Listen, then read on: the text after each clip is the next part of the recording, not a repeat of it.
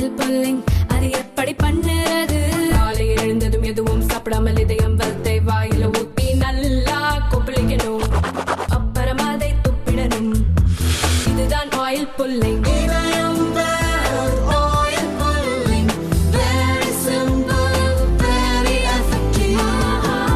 மதுரை திருப்பரங்குன்றத்தை கலவர பூமியாக மாற்றும் முயற்சியில் சங் பரிவார் அமைப்புகள், குறிப்பாக RSS, பாஜக, இந்து முன்னணி போன்ற அமைப்புகள் ஈடுபட்டிருக்கிறார்கள். தேர்தலை மையப்படுத்தி அவர்கள் இந்த வேலையை செய்கிறார்கள். பல 100 ஆண்டுகளாக திருப்பரங்குன்ற மலை என்பது அங்க முருகன் கோயில் இருக்கு, சமணர் சிற்பங்கள் இருக்குது, இஸ்லாமிய தர்கா இருக்குது.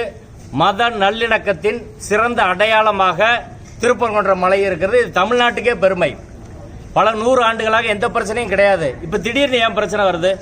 பிரச்சனை காரணம் தேர்தலும் பாரதிய ஜனதா, RSS உள்ளிட்ட அமைப்புகளும் தான். அவங்க புதுசா பிரச்சனை கிளப்புறாங்க. இந்த தர்காவை பொறுத்தவரை, பள்ளிவாசலை பொறுத்தவரை அந்த உரிமை என்பது, இஸ்லாமியர்களின் உரிமை என்பது 100 ஆண்டுகளுக்கு முன்பாக தெளிவாக வரையறுக்கப்பட்டுச்சு. நீதிமன்ற தீர்ப்புல சொல்லிட்டாங்க. 1920 மதுரை சார்பு நீதிமன்றத்தில் கோயில் நிர்வாகம் சார்பில் தாக்கல் செய்த வழக்கு அரசுக்கு எதிராகவும் தர்கா நிர்வாகத்துக்கு எதிராகவும் தாக்கல் பண்றாங்க. அந்த வழக்கு 1923 தீர்ப்பாகுது. ஒரு ஐயர் தான் அதுல தீர்ப்பு ராம் ஐயர் தான் தீர்ப்பு சொல்லியிருக்கிறாரு. ஸ்பாட்டை இன்ஸ்பெக்ட் பண்ணி 300 ஆவணங்களை சரிபார்த்து அதற்கு பிறகு 21 சாட்சிகளை விசாரித்து அவர் தீர்ப்பு கொடுத்திருக்கிறாரு. அந்த தீர்ப்புல மிக தெளிவாக தர்கா, பள்ளிவாசல், நெல்லித்தோப்பு, அது உள்ள மண்டபம், அதற்கு மேல இருக்கக்கூடிய படிக்கட்டுகள், மலை உச்சி, இதெல்லாம் இஸ்லாமியர்களுக்கு சொந்தமானு சொல்லியிருக்கிறாங்க. தீர்ப்புல சொல்லப்பட்ட பகுதியில் தான் இஸ்லாமியர்கள் தங்கள் வழிபாட்டு உரிமையை செய்யறாங்க, வேற எதுவுமே கிடையாது. ஆனா இவங்க ஒரு பிரச்சனையை உண்டு பண்றாங்க. இன்னைக்கு தான் இவங்க ஆடு கோழியை பலியிடுறாங்க அப்படின்னு சொல்லி இந்து மக்களும் அங்க நேர்த்தி கடன் கொடுத்த ஆடு கோழியை வெட்டுறாங்க. எப்படி பாண்டி கோயில வெட்டுறோமோ, அழகர் கோயில வெட்டுறோமோ, அதே போலதான் அங்க நடக்குது. இது திருப்பங்குன்றத்தில் எல்லாருக்கும் தெரியும். ஆனா இந்துத்துவ அமைப்புல ஒரு பொய்யை உருவாக்கி பிரச்சாரம் பண்றாங்க. 2வது பொய் சிக்கந்தர் மலையின் பெயரை மாற்ற முயற்சி பண்றாங்க அப்படின்னு. அப்படி கிடையாது. அரசு முதல்ல சங்க இலக்கியங்கள்ல எல்லாவற்றிலும் பெருங்குன்றம், தென்பெருங்குன்றம், பரங்குன்றம், தன்பரங்குன்றம், இப்படிதான் பேர் இருக்குது.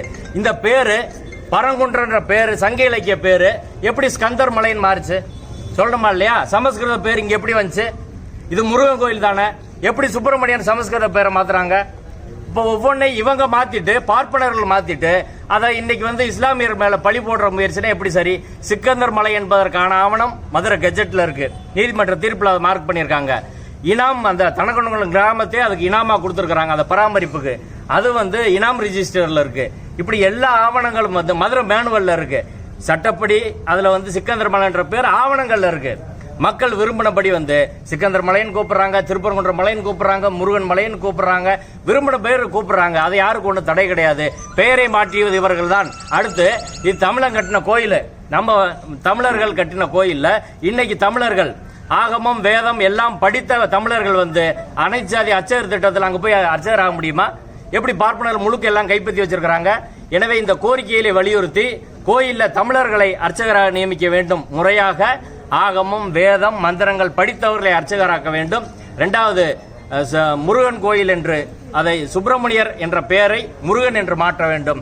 அதே போல இந்த ஸ்கந்தர் மலை என்ற சமஸ்கிருதத்தை மாற்றி பெருங்குன்றம் என்ற சங்க இலக்கிய பெயரை, தூய தமிழ் பெயரை சூட வேண்டும். 4வது கோரிக்கையா இன்னைக்கு சட்டம் ஒழுங்கு பிரச்சனையை அங்கு உருவாக்கி தமிழ்நாட்டின் வளர்ச்சியை சீர்குலைக்க முயற்சிக்கிற சங் பரிவார் அமைப்புகள் மீது தேசிய பாதுகாப்பு சட்டத்தில் உரிய நடவடிக்கை எடுக்கணும். இதே வேற ஆள் பண்ணா எப்படி பண்றாங்க? ஆனா இவங்க மேல மட்டும் இப்படி எந்த நடவடிக்கை எடுக்காம அங்க உள்ள தர்கா நிர்வாகம், இஸ்லாமிய அமைப்புகள் எல்லாரும், இஸ்லாமிய மக்கள் என்ன சொல்றாங்க? நாங்க உள்ள காவல்துறை, உளவுத்துறை, வருவாய்த்துறை எல்லாம் ஒரு சார்பாக செயல்படுகிறார்கள், தீர்ப்பு அமல்படுத்த மாட்டாங்கன்ற ஆர்டிகல் 25 படி எல்லாருக்கும் வழிபாட்டு உரிமை அடிப்படை உரிமை. இஸ்லாமியர்களுக்கு அந்த உரிமை இருக்குது. இப்ப சிதம்பரம் நடராஜர் கோயில்ல தேவாரம் திருவாசகம் பாடுனா எங்களுக்கு வழிபாட்டு உரிமை அரசு தலையிடக்கூடாதுன்னு பேசுறாங்க. ஆனா இஸ்லாமியர்களுக்கு வழிபாட்டு உரிமை இருக்கா இல்லையா? மதுரை மத நல்லிணக்க மண். இந்த மண்ணிலே வெறுப்பையோ மத வன்முறையோ கலவரத்தையோ விதைப்பதற்கு மதுரையில் உள்ள அமைப்புகள், மக்கள், பொதுமக்கள் யாரும் விடமாட்டோம். 30 அமைப்புகள் சேர்ந்து, மத நல்லிணக்க அமைப்புகள் எல்லாம் சேர்ந்து இன்று நாங்கள் மாவட்ட ஆட்சியரிடம் மனு கொடுத்தோம்.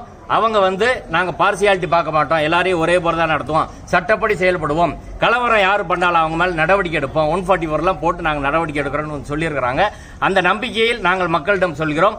தொடர்ச்சியாக இதுபோல் இந்து சங் பரிவார அமைப்புகளும் அரசு நிர்வாகம் ஒரு சார்பாக செயல்பட்டா மீண்டும் மிகப்பெரிய அளவிலே தமிழக மக்களை திரட்டி, மதுரை மக்களை திரட்டி போராட்டம் நடத்தப்படும். நன்றி சார்.